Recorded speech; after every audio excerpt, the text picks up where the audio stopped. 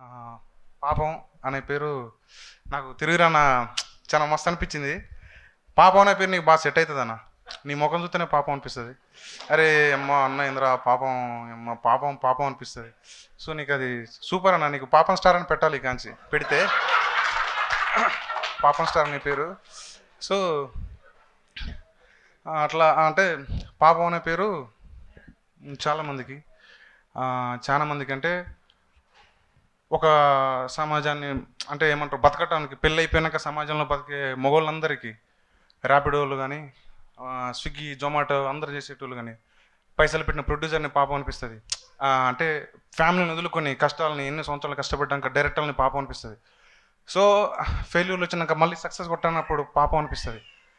So వీళ్ళందరికీ ఎవరైతే జీవితాల కోసం ఒక ఛాన్స్ అని లేకపోతే ఇంకోటి అని దేవుడు అనుకే అందరినీ దేవుడా ఒక్కసారి ఛాన్స్ ఇవ్వాలనుకునే వాళ్ళందరికీ ఏదేదో పోతుంది చలో.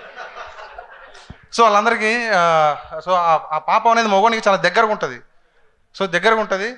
సో అలాంటి వాళ్ళందరికీ కష్టపడే వాళ్ళందరికీ పాపం దేవుడు ఒక ఛాన్స్ ఇవ్వాలని కోరుకుంటాను. ఈ సినిమా కూడా పాపం ప్రతాప్ కాకుండా గట్టిగా బడ్జెట్ రావాలని కోరుకుంటాను. హిట్ కావాలి బ్రో. రాజేష్ బ్రో గట్టిగా కొడతావు. రాకేష్ బ్రో ఈటీవీ విన్ను కూడా పైసలు గట్టిగా రావాలా. బాపినేడు సార్ చాలా హ్యాపీగా ఉండాలి. అంతే. థ్యాంక్ యూ సో మచ్ అందరికీ. శ్రవంతి మేడం పాపం సూపర్ మేడం మీరు. Thank you bro. Thank you so much. Thank you అండి. Thank you so much. Yes ఒక సంతోషం ఒక మిస్టర్ పర్ఫెక్ట్ వంటి ఒక నిమిషం మేడం. అన్న డైరెక్టర్ అన్న ఏడు మనోడు ఏడు అన్న పాపం సూపర్ అన్న. ఆల్ ది బెస్ట్ అన్న. నీకు ఇంకో సినిమా రావాలి, ప్రొడ్యూసర్కి ఇంకో సినిమా పైసలు రావాలన్న. అంతేనా. Thank you.